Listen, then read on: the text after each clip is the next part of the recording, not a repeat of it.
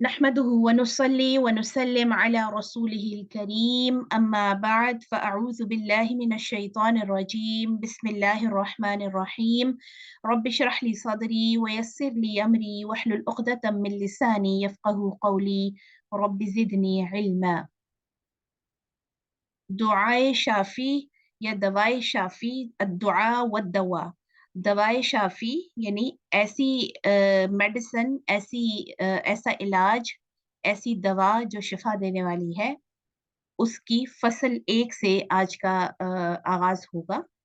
اور پیچھے ہم نے جو پریفیس پڑھا تھا اس میں ہم نے دیکھا تھا کہ ابن قیم الجوزیہ رحمہ اللہ کیسے دعا کو نجات اور شفا کا سب سے بڑا ذریعہ بتا رہے ہیں. ٹھیک ہے، اب وہ اسی کو مزید ایکسپلین کر رہے ہیں. ابن قیم کی تحریر سے آپ دیکھیے گا کہ آپ سیر ہو جائیں گے، جیسے دل لبریز ہو جاتا ہے نا، جیسے انسان کہتا ہے نا میرے پیٹ بھر کر کھانا کھائے. اسی طرح سے ان کی جو تحریر ہے اس میں تشنگی نہیں رہتی کہیں پہ. یہ ایک موضوع کو مکمل طور پر ڈیل کرتے ہیں اور اس کے بعد پھر یہ اگلے موضوع کی طرف جاتے ہیں. اب آپ دیکھیے گا کہ دعا کے موضوع پر انہوں نے 3-4 فصلیں صرف دعا کے حوالے سے اور اس کو کلیئر کرنے کے، اور بلا شبہ دعا چونکہ ایک بہت ہی اہم اور مرکزی چیز ہے مومن کی زندگی میں، تو آپ دیکھیں گے کہ ہر طرح سے یعنی ہر طرف سے انہوں نے اس ٹاپک کو کور کیا ہے. شروع کرتے ہیں. دعا ایک نافع ترین دوا. دعا ایک نافع ترین دوا اور بلاؤ مصیبت کا مد مقابل ہے. یعنی مصیبتوں کے سامنے جس کو ہم کر سکتے ہیں، جیسے شیلڈ ہوتی ہے، جیسے انسان کو پناہ دینے والی چیز ہوتی ہے، مومن کے لیے وہ کیا ہے؟ دعا. یہ بلاؤ مصیبت کی مدافعت کرتی ہے، یعنی اس کو دور کرتی ہے اور اس کی دوا اور علاج کا کام دیتی ہے. یعنی اول تو یہ انسان تک مسلسل جو دعائیں ہیں وہ انسان تک مصیبت کو اور بلاؤں کو پہنچنے ہی نہیں دیتی. لیکن اگر مصیبت اور ابتلا یا آزمائش آ جائے تو اس کا علاج بھی صرف دوا، اور علاج کا کام کون ہے؟ دعا. یعنی اس کا علاج بھی صرف دعا ہی ہے. ہر بلاؤ مصیبت کو آنے سے روکتی ہے اور اسے دور کرتی ہے. بلاؤ مصیبت اگر اتر چکی ہو تو اسے پست اور ہلکا کر دیتی ہے. یہ مومن کا ایک زبردست حربہ اور ہتھیار ہے. حضرت علی سے مروی ہے کہ رسول اللہ صلی اللہ علیہ وسلم نے فرمایا: الدعاء سلاح المؤمن وعباد الدین ونور السماوات والارض. کہ دعا مومن کا ہتھیار اور دین کا ستون اور آسمانوں اور زمین کا نور ہے. ٹھیک ہے، یعنی یہ اتنی اہم چیز ہے. مصیبت اور بلا کے مقابلے میں مومن کی دعا 3 درجے ہیں. یعنی جب کوئی مصیبت آ جائے تو کتنے ایسے یعنی ٹائپس ہیں دعا کے، یا کتنی ایسی فیزز ہیں جس میں مومن کی دعا جو ہے وہ فال کرتی ہے. نمبر 1، دعا مصیبت کے مقابلے میں قوی تر اور زوردار ہو. یعنی اگر کوئی مصیبت آ گئی ہے تو اس کے جواب میں اتنی مضبوطی کے ساتھ اور اتنے توکل کے ساتھ اور اتنی ثابت قدمی کے ساتھ دعا مانگی جائے کہ ایسی دعا مصیبت کو قطعاً ہٹا دیتی ہے. ٹھیک ہے، اگر مصیبت کے مقابلے میں دعا اسٹرانگ ہے، اس کی اسٹرینتھ زیادہ ہے، تو وہ دعا مصیبت کو بالکل دور کر دیتی ہے. اچھا، اب دوسری طرح کی دعا دیکھیے کہ دعا مصیبت کے مقابلے میں کمزور ہو. یعنی مصیبت آ گئی، اب ہم دعا تو کر رہے ہیں لیکن اس میں توکل کی کمی ہے، یا ہماری توجہ کی کمی ہے، یا جو پچھلے ہم سبق میں پڑھ کے آئے ہیں کہ کچھ ایسی ہرڈلز ہیں، کچھ ایسی رکاوٹیں ہیں جو دعا کے راستے میں آتی ہیں، جیسے جن میں ہم نے پڑھا کہ طیبات والا جو ایسپیکٹ ہے وہ نہ ہو، اور اسی طرح حلال تو ہے لیکن کھانے اور باقی چیزوں میں بہت زیادہ احتیاط نہیں ہے.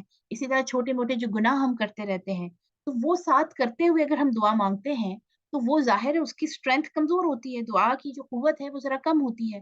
تو اس صورت میں مصیبت قوی ہو جاتی ہے اور بندے کو یہ مصیبت خام خواہ برداشت کرنا پڑتی ہے. تاہم یہ امر لازمی ہے کہ دعا چاہے کمزور ہی کیوں نہ ہو، مصیبت کو کچھ نہ کچھ ہلکا ضرور کر دیتی. ٹھیک ہے، یعنی کئی دفعہ ہلکی یعنی ہماری دعا کی جو قوت ہے، یا اس کا جو لیول ہے، یا اس کی جو انٹینسٹی ہے، اس کی جو شدت ہے، کئی بار وہ بہت اسٹرانگ نہیں ہوتی، لیکن اس صورت میں بھی وہ ہمیں فائدہ دیتی ہے. ٹھیک ہے. اچھا، اس کی مثال ایسے ہے کہ جیسے مختلف احادیث سے ہمارے سامنے آتا ہے کہ جو دعا مسلسل انسان مانگتا ہے وہ اس کو پروٹیکشن دیتی ہے. اگر یعنی دعا قبول نہیں ہو رہی، مثال کے طور پر کوئی آپ چیز مانگ رہے ہیں، کوئی آپ کی حاجت ہے، آپ اس کو روز مانگتے ہیں، ہر وقت مانگتے ہیں، چلتے پھرتے اٹھتے بیٹھتے مانگتے ہیں، لیکن وہ آپ کی حاجت پوری نہیں ہو رہی، باوجود اس کے، یعنی حاجت پوری نہیں ہو رہی، اس کے باوجود آپ دعا کنٹینیو کر رہے ہیں، تو وہ دعا آپ کو بہت ساری جگہوں پہ فائدہ دے رہی ہوتی ہے. کیسے؟ یعنی مصیبت کو دیکھیں، کوئی اور مصیبت ہے مین ٹائم میں، یعنی اسی کے ساتھ کوئی اور مصیبت ہے تو اس کو لائٹ کر دیتی ہے. اسی طرح آخرت میں اجر کے حوالے سے. نمبر 3، کسی آنے والی مصیبت کو روک دیتی. ٹھیک ہے، یعنی جو ہماری مسلسل دعا ہے، جو ہم کسی خاص حاجت کے لیے کر رہے ہیں اور وہ حاجت پوری نہیں ہو رہی، لیکن ہم دعا کو کنٹینیو رکھا ہوا ہے ہم نے، تو اس دعا کی برکت سے کئی ساری چیزیں جو ہیں وہ اللہ تعالیٰ عطا کر دیتے ہیں. نمبر 3، دعا اور مصیبت برابر درجے کی ہے. یہ دونوں آپس میں مقاومت اور مقابلہ کرتی رہتی ہیں. یعنی ایسی ایسی دعا ہے کہ یعنی مصیبت کے برابر ہے. مثال کے طور پر آپ کی دعا اسٹرانگ ہے، دوسری طرف مصیبت بھی اسٹرانگ ہے، لیکن دونوں کا لیول برابر ہے. تو دعا کیا کرتی ہے کہ مصیبت کو بندے تک آنے نہیں دیتی. اب یہ حدیث دیکھیے کہ پیارے نبی صلی اللہ علیہ وسلم نے فرمایا کہ تقدیر سے بچنا ممکن نہیں، اور دعا آئی ہوئی مصیبت میں اور جو اب تک نہیں آئی اس میں بھی نفع دیتی ہے. اور مصیبت جب اترتی ہے تو دعا اس کا مقابلہ کرتی رہتی ہے. روز قیامت تک دعا اور مصیبت آپس میں جنگ کرتی رہتی ہے. ٹھیک ہے، یعنی ویسے تو جو اللہ نے تقدیر میں لکھ دیا ہے اس سے بچنا ممکن نہیں ہے، لیکن ہمیں بتایا نہیں گیا نا، مجھے اور آپ کو نہیں پتا کہ ہماری تقدیر میں لکھا کیا ہے، اسی لیے نہیں بتایا گیا نا تاکہ ہم دعا کریں. تو دعا کیا کرتی ہے؟ اب ہم بہت ساری ایسی دعائیں ہیں جن میں ہم یہ دعا مانگتے ہیں کہ ہماری تقدیر میں جو شر لکھا ہے اللہ اس سے ہمیں بچا لے، اور ان کو مانگنا چاہیے. ٹھیک ہے، کہ جو چیز ہماری تقدیر میں لکھی ہے مصیبت، اے رب کائنات تو ہمیں اس سے بچا لے. تو دعا کیا کرتی ہے کہ آئی ہوئی مصیبت پہ بھی فائدہ دیتی ہے، اور جو مصیبت اب تک نہیں آئی لیکن میری تقدیر میں لکھی ہے کہ اس تک یہ پہنچے گی، تو اگر آپ دعا کرتے رہتے ہیں، جیسے مثال کے طور پر عافیت کی دعا، سلامتی کی دعا، رحمت کی دعا آپ کنٹینیوسلی کر رہے ہیں اور بڑے یعنی جذبے کے ساتھ کر رہے ہیں، بڑی توجہ کے ساتھ کر رہے ہیں، تو دعا آنے والی مصیبت کو بھی روک دیتی ہے. ٹھیک ہے، اور پھر اگر مصیبت اتر گئی ہے کوئی تو دعا اس کا مقابلہ کرتی ہے، یعنی آسمان سے اتر گئی ہے آپ تک آنے نہیں دیتی دعا. قیامت کے دن تک دعا اور مصیبت آپس میں جنگ کرتے رہتے ہیں، اور دعا مصیبت کو انسان تک نہیں پہنچنے دیتی اگر پورے جذبے کے ساتھ کی گئی. اسی مستدرک حاکم، یہ حدیث کی کتاب ہے، اس میں حضرت عبداللہ بن عمر سے مروی ہے کہ رسول اللہ صلی اللہ علیہ وسلم نے فرمایا، دعا آئی ہوئی مصیبت اور آئندہ آنے والی مصیبت میں نفع دیتی ہے. بس اے اللہ کے بندو، تم دعا کو لازم پکڑو. ٹھیک ہے، فعلیکم عباد اللہ بالدعاء، اے اللہ کے بندو تم پر لازم ہے کہ دعا کرتے رہو. اور حضرت ثوبان رضی اللہ تعالیٰ عنہ سے مروی ہے، رسول اللہ صلی اللہ علیہ وسلم نے فرمایا، قدر و قضا کو کوئی چیز رد نہیں کر سکتی سوائے دعا کے. ٹھیک ہے، یعنی جو ہماری تقدیر میں کوئی شر لکھا ہوا ہے، تقدیر میں کوئی مصیبت لکھی ہوئی ہے، تو اگر اس تقدیر کو کچھ چیز پلٹ سکتی ہے تو وہ دعا ہے. اور کوئی چیز عمر کو نہیں بڑھا سکتی سوائے نیکی کے. ٹھیک ہے، یعنی ہماری عمر جو ہے، یعنی زندگی جتنی لکھی ہوئی ہے یہ بھی تقدیر کا حصہ ہے نا. جب بچہ 120 دن کا یعنی 4 months کا ہوتا ہے ماں کے پیٹ میں، تو تقدیر لکھ دی جاتی ہے. اس تقدیر میں کیا کیا چیزیں آتی ہیں کہ عمر کتنی ہوگی، اس کی موت کب آئے گی، کہاں آئے گی، وہ جگہ لکھی ہوتی ہے، ٹائم لکھا ہوتا ہے. ایون بعض علماء کے نزدیک قبر کی جگہ بھی لکھی ہوئی ہے کہ اس کی قبر کہاں بنے گی. اسی طرح رزق کے معاملات، نکاح کا اور بچوں کا اور باقی تمام چیزیں یہ سب لکھی ہوئی ہوتی ہیں. تو اب عمر چونکہ ہماری لکھی ہوئی ہے، تو لیکن دعا ایک ایسی چیز ہے کہ جو عمر کو بڑھا دیتی ہے، اور نیکی ایسی چیز ہے کہ جو عمر کو بڑھا دیتی ہے. اس میں علماء کہتے ہیں کہ بعض علماء کی یہ رائے ہے کہ ایج تو وہی رہتی ہے، مثال کے طور پر اگر کسی کی 70 سال ایج لکھی ہوئی ہے تو ایج تو وہی رہے گی، لیکن نیکی اور دعائیں یہ اس عمر کو بابرکت کر دیتی ہیں. یعنی آپ اس عمر میں جتنی آپ کے لیے گیون ٹائم ہے، جو وقت آپ کے لیے لکھا ہوا ہے زندگی کا، اس کے اندر آپ تمام ضروری امور اور نیکی کے کام کر جاتے ہیں. ٹھیک ہے، یعنی کوئی حسرت، کوئی ذمہ داری، کوئی ایسی چیز باقی نہیں رہتی. اور بعض علماء کہتے ہیں کہ نہیں، جو نیکیاں ہیں اور دعائیں ہیں ٹھیک ہے، نیکی بھی تو یہی ہے نا کہ آپ کوئی اچھا کام کرے تو اس کے بدلے میں آپ کو برکات مل رہی ہیں، رحمتیں مل رہی ہیں، وہ بھی ایک طرح سے دعا کی ہی ٹائپ ہو جاتی ہے. تو دعائیں اور نیکیاں یہ انسان کی جو لکھی ہوئی عمر ہے اس کو بھی بڑھا دیتی ہے. ٹھیک ہے، یہ علماء کی اس میں دو رائے ہیں. آدمی گناہوں کی وجہ سے رزق اور روزی سے محروم ہو جاتا ہے.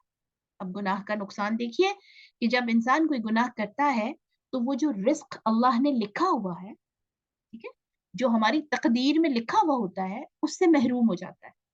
ٹھیک ہے، تقدیر میں تو اللہ نے رزق لکھا ہے سب کے، لیکن گناہوں کی وجہ سے انسان اس رزق سے محروم ہو جاتا ہے. گناہ روزی کو تباہ کر دیتا ہے، نعوذ باللہ. یعنی جو چیز جو آپ کے پاس آمدنی ہو رہی ہے، اگر گناہ ہے تو اس کی وجہ سے اس آمدنی میں برکت نہیں رہتی. اور برکت سے مراد یہ ہے کہ یعنی آپ انفاق فی سبیل اللہ بھی نہیں کر پاتے، آپ کو آپ کے لیے سفیشینٹ نہیں ہوتی. آپ دیکھیے کئی ایسے لوگ ہیں آپ کے آس پاس بھی ہوں گے کہ جو بے تحاشا کماتے ہیں، جن کی آمدن بہت ہے، لیکن ان کے آئے روز کوئی نہ کوئی ایسے معاملات ہوتے رہتے ہیں. ایکسیڈنٹ ہو گیا بڑا، کوئی بڑی بیماری آ گئی، کوئی ایسی چیز ہو گئی کہ جس میں پانی کی طرح وہ پیسہ بہہ جاتا ہے. ٹھیک ہے، ان کے پاس رکتا نہیں ہے. یا پھر یہ بھی تباہ کرنے والی بات ہے کہ جو روزی آ رہی ہے آپ کے پاس اللہ کی طرف سے، اس کو ان کاموں میں لگا دیا جائے جو کہ اللہ کو ناراض کرنے والے کام ہیں. ٹھیک ہے، ادروائز آپ دیکھیے کہ اگر ہم اللہ کے راستے میں خرچ کرتے ہیں، انفاق کرتے ہیں، جو بھی ہمیں رزق دیا گیا ہے، تو اس سے برکتیں اور رحمتیں نازل ہوتی ہیں. لیکن اگر انسان ان کو گناہوں میں لگا رہا ہے، اس کا نقصان یہ ہوتا ہے کہ برکات ختم ہو جاتی ہیں، اور جب برکت ختم ہو جائے تو وہ رزق آپ کے لیے پھر نحوست کا باعث بن جاتا ہے. یہ ہمارے پاس دوسری فصل تھی. اس کے ساتھ ہی کنیکٹڈ ہے، یہ بھی دعا کے حوالے سے ہے، فصل 2 یعنی دوسرا حصہ. دعا میں الحاح و زاری. الحاح کا مطلب ہوتا ہے یعنی گریا کرنا، یا بہت زیادہ شدت کے ساتھ، جذبے کے ساتھ اور مسلسل. ٹھیک ہے، یعنی الحاح کا ایک یہ مطلب بھی ہے کہ کنٹینیوس دعا. اور زاری یعنی روتے دھوتے ہوئے، پوری اس طرح سے ایکٹ کر کے، جیسے آپ اکثر دیکھتے ہیں کہ کبھی آپ سگنلز وغیرہ پہ دیکھیں تو فقیر ملتے ہیں، لیکن کئی ایسے فقیر ہوتے ہیں کہ جن کو آپ اوور لک کر جاتے ہیں، ان کو پیسے نہیں دیتے. لیکن کچھ ایسے ہوتے ہیں کہ آپ ان سے نظر نہیں ہٹا سکتے، آپ ان کو دے دیتے ہیں. کیا وجہ ہوتی ہے؟ کہ کچھ ایسے لوگ ہوتے ہیں کہ وہ اتنا شدت سے مانگ رہے ہوتے ہیں، اور اتنا اپنے چہرے پر انہوں نے وہ یاسیت اور یعنی ایک قابل ترس کیفیت رکھی ہوئی ہوتی ہے، یا ان کے الفاظ ایسے ہوتے ہیں کہ آپ ریزسٹ نہیں کر سکتے، آپ فوراً سے دے دیتے ہیں. حالانکہ اکثر یہ کہا جاتا ہے کہ آپ ایسے لوگوں کو بیگرز کو نہ دیں، تاکہ یہ جو بھیک مانگنا ہے یہ تو باقاعدہ پیشہ بنا ہوا ہے نا، تو یہ اس کو کنڈیم کیا جا سکے. لیکن اوور آل یعنی کئی دفعہ ایسے ہوتا ہے کہ آپ رک نہیں پاتے. کیوں نہیں رک پاتے؟ وہ الحاح و زاری. ٹھیک ہے، تو نافع اور مفید ترین دعا وہ ہے جس میں الحاح و زاری کی جائے. حضرت ابو ہریرہ سے رضی اللہ تعالیٰ عنہ سے مروی ہے کہ رسول اللہ صلی اللہ علیہ وسلم نے فرمایا، من لم يسأل اللہ یغضب علیہ. ابن ماجہ کی حدیث ہے یہ، سنن ابن ماجہ میں، کہ جو آدمی اللہ سے دعا نہیں کرتا، سوال نہیں کرتا، اللہ اس سے خفا ہو جاتے ہیں.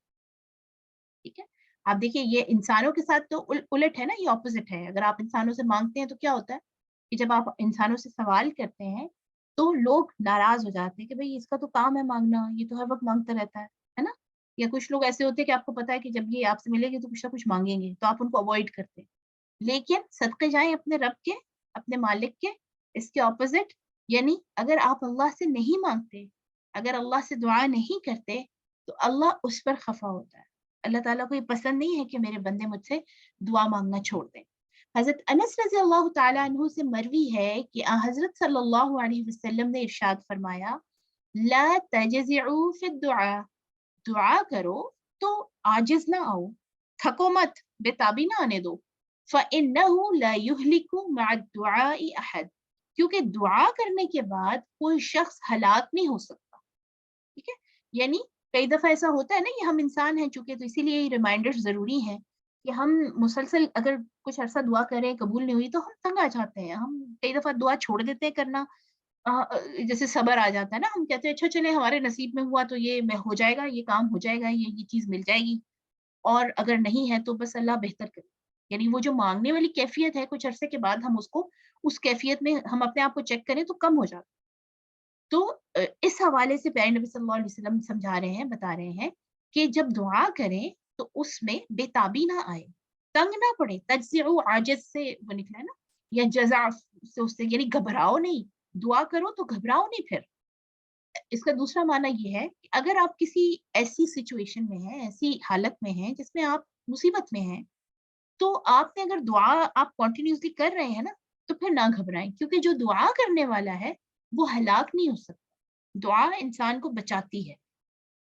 اور امام اوزاعی، امام زہری اور حضرت عروہ سے، اور وہ حضرت عروہ سے اور وہ حضرت عائشہ صدیقہ سے روایت کرتے ہیں کہ رسول اللہ صلی اللہ علیہ وسلم نے فرمایا ان اللہ یحب الملحین فی الدعاء، اللہ تعالیٰ دعا میں الحاح و زاری کرنے والوں کو محبوب رکھتے ہیں.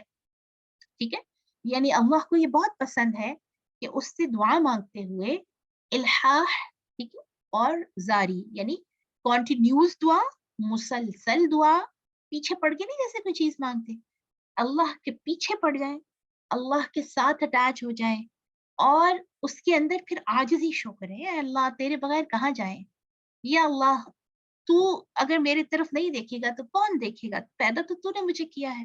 یعنی ایسے الفاظ اور بہت ساری ایسی دعائیں ہیں ہمارے پاس مختلف ذرائع سے پہنچی ہوئی کہ جن میں بڑے خوبصورت الفاظ ہیں. جیسے تابعین کی مختلف دعائیں ہیں کہ جن میں وہ کہتے ہیں کہ اللہ تو دیکھ میری آنکھیں بہہ رہی ہیں، میری ناک بہہ رہی ہے. یعنی جب آپ دیکھیں کثرت سے آپ روتے ہیں تو ناک بھی ساتھ بہنا شروع ہو جاتی ہے. اے رب تو مجھے دیکھ کہ میں تیرے سامنے ایسے پڑا ہوا ہوں کہ جیسے کسی کے در پر کوئی فقیر ہوتا ہے تو واپس نہیں لوٹاتا خالی، تو میری جھولی کو بھر دے. یعنی یہ ہے الحاح و زاری. ٹھیک ہے، اس میں بعض علماء یہ کہتے ہیں کہ جیسے چھوٹا بچہ اپنے والدین کے ساتھ لپٹ کر مانگتا ہے نا. یعنی آپ دیکھیں بہت چھوٹا بچہ کیسے وہ آپ کے ساتھ لپٹ جاتا ہے کہ نہیں مجھے یہ والا ٹوائے چاہیے ہے یا یہ والی چیز چاہیے.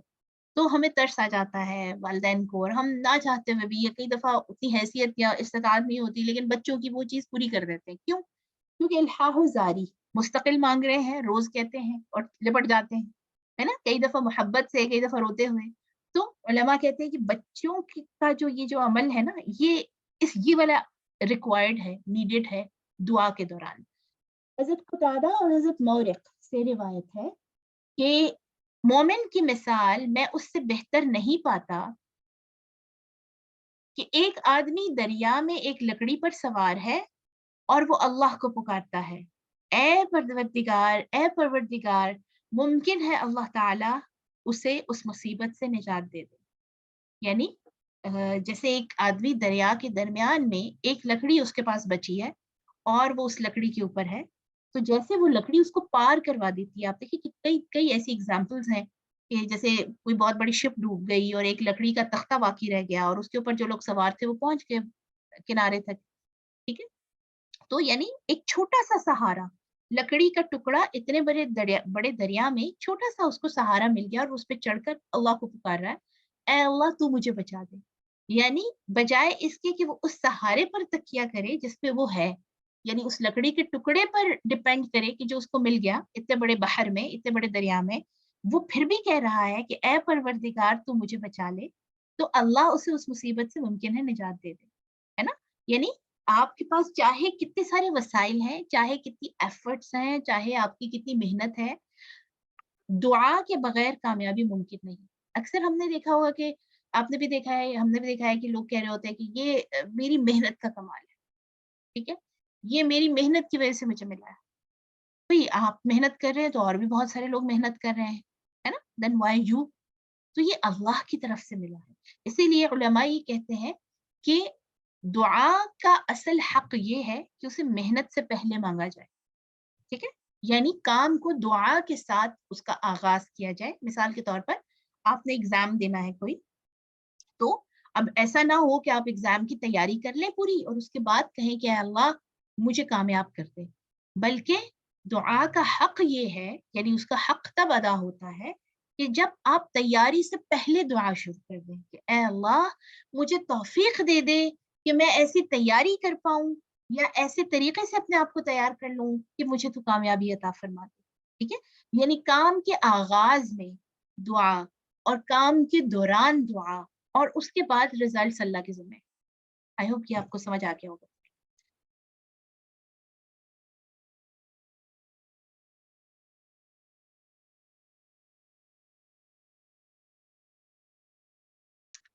چلیے، دعا کی تاثیر. ٹھیک ہے، اب یہ دیکھیے مختلف مراحل سے ابن قیم ہمیں گزارتے ہوئے دعا کو سمجھا رہے ہیں اصل میں، کہ دعا کو اصل میں مانگا کیسے جائے. اب دعا کے اثر کی بات ہے کہ وہ آفت جو دعا کا اثر مرتب ہونے سے روکتی ہے یہ ہے کہ بندہ جلد بازی کر جاتا ہے. ٹھیک ہے، یعنی کیوں ایسا ہوتا ہے کہ آپ دعا کر رہے ہیں پھر بھی آفت آ رہی ہے، پھر بھی مصیبت آ رہی ہے؟ اس کی وجہ یہ کہ ہم جلد بازی کر دیتے ہیں اور دعا کو چھوڑ دیتے ہیں، دعا کو روک دیتے ہیں. دعا کی مقبولیت میں جب تاخیر اور ڈھیل ہو جاتی ہے تو بندہ مایوس ہو کر دعا ترک کر دیتا ہے. اس شخص کا حال اس آدمی جیسا ہو جاتا ہے جس نے کھیت میں دانے ڈالے یا باغ میں درخت کے پودے لگائے، کھیتی اور درختوں کی خدمت کرتا رہا، انہیں پانی دیتا رہا، لیکن جب اس کے کمال کا وقت آیا اور پھل لگنے کا زمانہ قریب ہوا تو اس نے کھیتی اور درختوں کو چھوڑ دیا اور اس سے بالکل غافل اور بے خبر ہو گیا. چنانچہ حضرت ابو ہریرہ رضی اللہ تعالیٰ عنہ سے مروی ہے کہ حضرت صلی اللہ علیہ وسلم نے فرمایا، تم میں سے ہر ایک کی دعا قبول ہوتی ہے اگر تم جلد بازی نہ کرو. دعا کرنے والا کہنے لگتا ہے کہ میں نے دعا مانگی مگر میری دعا قبول نہیں ہوئی. سبحان اللہ، دیکھیے باتیں کرتے ہیں نا ہم، یعنی ہم تھوڑا عرصہ مانگتے ہیں اور اس کے بعد دعا کرنا چھوڑ دیتے ہیں. تو اگر تم جلد بازی نہیں کرو گے تو دعا ہر ایک کی قبول ہوتی ہے. یہ بخاری شریف کی صحیح بخاری کی حدیث ہے، حضرت ابو ہریرہ سے مروی. حضرت ابو ہریرہ ہی سے مروی ہے کہ حضرت صلی اللہ علیہ وسلم نے ارشاد فرمایا، بندے کی دعا قبول ہوتی ہے جبکہ وہ گناہ اور قطع رحم کی دعا نہ کرے. یعنی دو دعائیں ایسی ہیں کہ جو قبول نہیں ہوتی. ایک تو کسی گناہ کی، ٹھیک ہے، جیسے ہم نے پچھلے لیسن میں بھی پڑھا تھا کہ کچھ ایسی دعائیں ہوتی ہیں جس سے کسی کا نقصان ہو رہا ہوتا ہے، کسی دوسرے انسان کا نقصان ہو رہا ہوتا ہے، تو وہ دعا قبول نہیں ہوتی. اسی طرح قطع رحم کی، ٹھیک ہے، یعنی کسی سے رشتہ ختم کرنے کی، کسی اپنے جو خونی رشتے ہیں ان کو اپنے سے دور کرنے کی. جب انسان یہ دعا کرتا ہے کہ اللہ یہ مجھ سے دور ہو جائے، یا یہ مجھے نظر ہی نہ آئے، یا میرا اور اس کا کوئی واسطہ نہ رہے، تو یہ دعا قبول اللہ پاک پسند نہیں کرتے. ٹھیک ہے، اور جلد بازی نہ کرے. یعنی کہیں وہی والی بات ہے کہ کھیتی بالکل محنت کر کے تیار کر لی لیکن جب پھل لینے کا وقت ہے تو چھوڑ دیا. دعائیں کرتے رہے عاجزی اور اللہ کے سامنے رونے دھونے کے ساتھ، لیکن کچھ عرصہ کی اور پھر چھوڑ دیا مایوس ہو کے.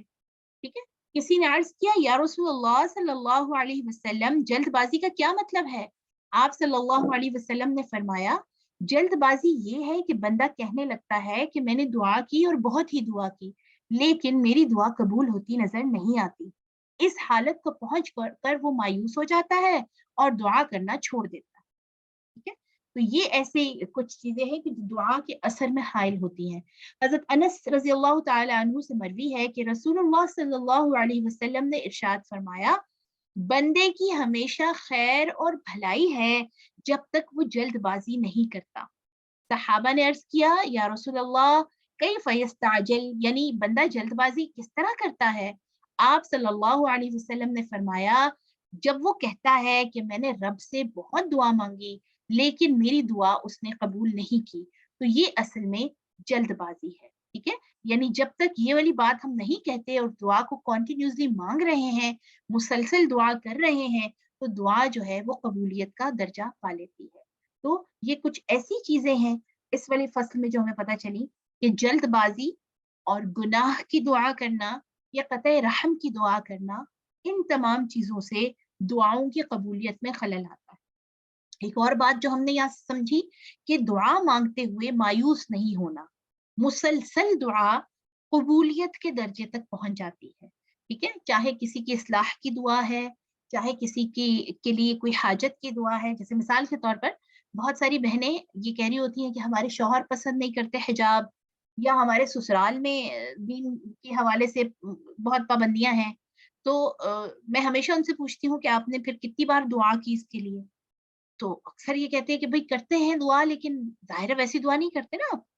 तो जब आप शिद्दत से दुआ करें तो ये हो नहीं सकता, और कॉन्टिन्यूसली दुआ करें, मुसलसल दुआ करें, तो दुआ कबूलियत तक ज़रूर पहुँचती है। यानी ये कह देना कि मैंने बड़ी दुआएँ की हैं, ये आप अक्सर ये लफ्ज़, ये जो जुमला है, ये अपने मुँह से भी सुनेंगे और दूसरों के मुँह से भी, कि मैंने बहुत दुआएँ की, बस जो अल्लाह को मंज़ूर था। भई होना तो वही था जो अल्लाह को मंज़ूर था, फिर दुआ ही ना करते आप। तो अगर वही होना है जो अल्लाह को मंज़ूर है, तो हमें दुआ का कहा ही ना जाता, है ना? ये नुक्ता बहुत अहम है। इसका मतलब ये है कि अल्लाह को पसंद है, अभी जैसे हम पीछे पढ़ के आए हैं, कि अल्लाह ताला इस चीज़ को पसंद फरमाते हैं कि हम दुआ माँगें। अल्लाह इस चीज़ को महबूब रखते हैं कि इल्हाह ज़ारी के साथ दुआ माँगी जाए। अल्लाह के सामने अपनी आजिज़ी दिखाकर और रोने वाली जो कैफ़ियत है उसको तारी करके दुआ माँगी जाए। बल्कि एक जगह पर ये भी इरशाद है, हदीस है कि अगर तुम्हें यानी रोना नहीं आ रहा, तुम्हें उस तरह से तुम्हारे अंदर वो वाली कैफ़ियत नहीं आ रही, तो भी अपनी शक्ल पर वो वाली कैफ़ियत ले आओ। यानी वो उस तरह से शो करो, अपने चेहरे पर वो वाली कैफ़ियत ले आओ कि जैसे एक माँगने वाला, एक बहुत ज़रूरतमंद इंसान जब आपसे माँगता है तो उसके चेहरे पर वो हालत होती है ना। अब आप देखिए कि जैसे मैंने अभी एक एग्ज़ाम्पल दी कि कोई आपसे फ़कीर जब माँग रहे होते हैं, तो कुछ लोग ऐसे होते हैं कि जिनको आप बिल्कुल यानी ना नहीं कर सकते। उनके ऊपर ज़रूर गौर कीजिएगा, ठीक है? वो ऐसे ही होते हैं कि जो आपके पीछे आ रहे हैं बार-बार, बार-बार माँग रहे हैं, या उन्होंने अपने चेहरे पर ऐसी कैफ़ियत लाई हुई है कि आप उनको बिल्कुल भी नज़रअंदाज़ नहीं कर सकते। तो अल्लाह तो आप देखिए बादशाहों का बादशाह है। मेरे और आपके जैसा यानी हमारे जैसे आम इंसान किसी को क्या दे सकते हैं? इसके बावजूद लोग जब लोगों से माँगते हैं, तो कितनी आजिज़ी ज़ाहिर करके और कितनी बेचारगी ज़ाहिर करके माँगते हैं। लेकिन हम जब अल्लाह से माँग रहे हैं दुआ, आगे चलकर हम दुआ के तरीके भी देखेंगे, लेकिन अमूमन ये होता है कि दुआ माँग रहे हैं तो साथ में सर खुजा रहे हैं, कान खुजा रहे हैं, ठीक है? या कहीं और ध्यान है, दुआ माँग रहे हैं लेकिन ध्यान कहीं और है, ठीक है? तो ये सारी ऐसी चीज़ें, यानी जब आप वो पूरी कैफ़ियत लाकर वो बेचारगी की और ज़रूरतमंदी की और एक ऐसी कैफ़ियत कि आप इतने बड़े बादशाह के दरबार में हैं और शाहों का शाह है, उसके सामने आप खड़े हैं, तो वो वाली जो कैफ़ियत होती है, जो आप देखिए किसी वीवीआईपी इंसान के सामने हो तो आपको तो बिल्कुल होश नहीं रहता ना मोबाइल देखने का भी, या नाक सर खुजाने का भी, आप हर चीज़ को बिल्कुल अपनी जगह पर रख के और बहुत ही अटेंटिव होकर हम एक्ट कर रहे होते हैं। तो अल्लाह सुब्हानहू व तआला की शान आप देखिए किस कदर बुलंद है। तो ये बहुत अहम चीज़ है जो आज हमने सीखी कि अल्लाह के शायान शान जितनी उस शाह की, उस बादशाह की, मालिकुल मुल्क की जितनी बड़ी शान है, उस शान को सामने रखकर, उस रुतबे को सामने रखकर, अल्लाह की उस कुदरत को सामने रखकर, उसके बाद अपनी बेचारगी को महसूस कर कर के हम कितने बेचारे हैं। और हमें जब तक अल्लाह नहीं देगा, हमें कभी भी ये चीज़ नहीं पहुँच सकती, ये खैर नहीं पहुँच सकती, ये हाजत पूरी नहीं हो सकती। तो उसके बाद जब दुआ माँगे, तो उसमें फिर कबूलियत का दर्जा वो दुआ जो है वो पा जाती है। अल्लाह ताला हमारी दुआओं को मकबूल दुआएँ बनाए और हमें ऐसे इल्हाह-ओ-ज़ारी के साथ, उस कैफ़ियत के साथ दुआ माँगने की तौफ़ीक़ अता फ़रमाए, जो अल्लाह करीम को पसंद है और अल्लाह ताला जिसको बहुत महबूब रखता है, और हमें वो दुआएँ माँगने की और मुसलसल माँगने की तौफ़ीक़ अता फ़रमाए, जिनसे वो राज़ी हो जाए। आमीन।